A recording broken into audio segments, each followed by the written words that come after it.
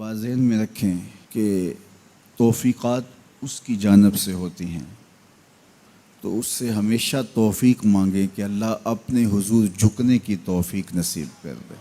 اس سے بڑا بدبخت نہیں ہے جو اللہ کے حضور جھکنا بھی نہیں جانتا۔ فجر کی اذان ہو رہی ہے اور وہ سو رہا ہے، ظہر گزر گئی کھیل کود میں لگا ہے، عصر گزر گئی وہ اپنے کاروبار میں منہمک ہے، مغرب عشاء گزر گئی اس کو خبر بھی نہیں، 5 نمازیں 5 اوقات میں گزر گئی اور اس کا سارا وقت غفلت میں گزر گیا۔ کیسے چین کی نیند آ گئی؟ کیسا مسلمان ہے، کیسا کلمہ گو ہے؟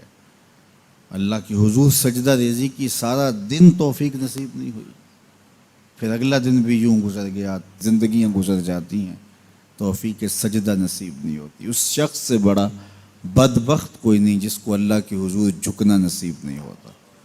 اور یہ بات ذہن میں رکھیے گا، اللہ جب کسی سے ناراض ہوتا ہے تو رزق بند نہیں کرتا، اس کے لیے آب و دانے کی بندش نہیں کر دیتا، اس کی دیگر ضروریات روک نہیں لیتا، اس کو ہر کچھ بہم پہنچ رہا ہوتا ہے، لیکن اللہ کسی سے ناراض ہو سجدے کی توفیق چھین لیتا ہے۔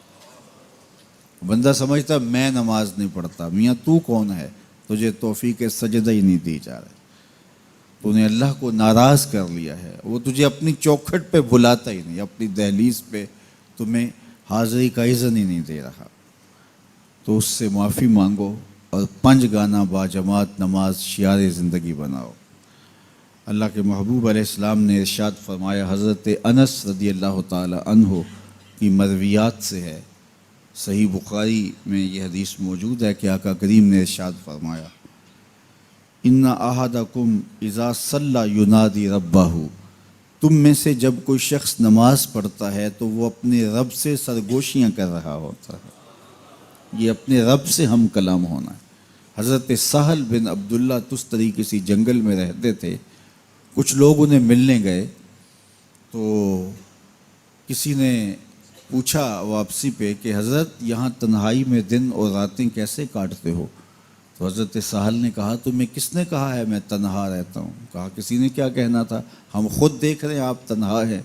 فرمایا تم نے غلط دیکھا، میرا جب اس سے باتیں کرنے کو جی چاہتا ہے تو میں نماز کے لیے کھڑا ہو جاتا ہوں، اور جب اس کی باتیں سننے کو جی چاہتا ہے تو قرآن کھول کے بیٹھ جاتا ہوں، کبھی اپنی سناتا رہتا ہوں کبھی اس کی سنتا رہتا ہوں۔ تمہیں کس نے کہا میں تنہا رہتا ہوں؟ میں تو دم دم اپنے رب کے ساتھ رہتا ہوں۔ تو جو نماز پڑھتا ہے وہ اپنے رب سے سرگوشیاں کرتا ہے، وہ اپنے رب سے بات کرتا ہے، اپنے رب سے ہم کلام ہوتا ہے۔ تو خوش نصیب لوگ جنہیں 5 گانا نماز نصیب ہوتی ہے، اور پھر اگر اس کے آداب کی رعایت کے ساتھ نصیب ہو، نماز پڑھنے کا جو انداز ہے وہ نصیب ہو جائے، جیسا کہ حدیث احسان میں ہے، جبریل امین نے حضور سے کچھ سوال کیے تھے، ان میں سے ایک سوال تھا حضور احسان کیا ہے؟ تو فرمایا تو اپنے رب کی عبادت اس طرح کرے کأنک تراہ، گویا تو اسے دیکھ رہا ہے، یہ تیری کیفیت ہو کہ تو اپنے رب کا دیدار کر رہا ہے۔ اللہ اکبر۔ حضرت سیدنا علی المرتضیٰ رضی اللہ تعالی عنہ سے کسی نے پوچھا کہ جس رب کی عبادت کرتے ہو کبھی اس کو دیکھا بھی ہے، کبھی اس کیفیت سے بھی گزرے ہو؟ تو فرمایا لم اعبد ربا لم اراہ، جب تک دیکھتا نہیں سجدہ ہی نہیں کرتا۔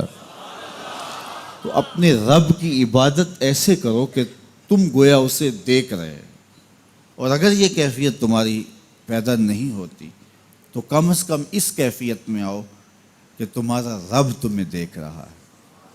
اور یہ تصور بھی کون سا کم ہے کہ میرا مالک مجھے محبت کی نگاہ سے دیکھ رہا ہے، اس تصور میں سرشاری طاری ہو جاتی ہے کہ میرا مالک مجھے دیکھ رہا ہے۔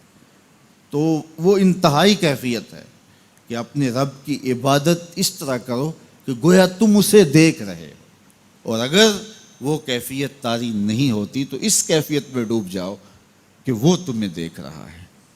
اگر یہ کیفیت بھی نصیب ہو جائے تو نماز کی لذت نصیب ہو جائے، نماز کا سرور نصیب ہو جائے، نماز کا حظ پیدا ہو جائے۔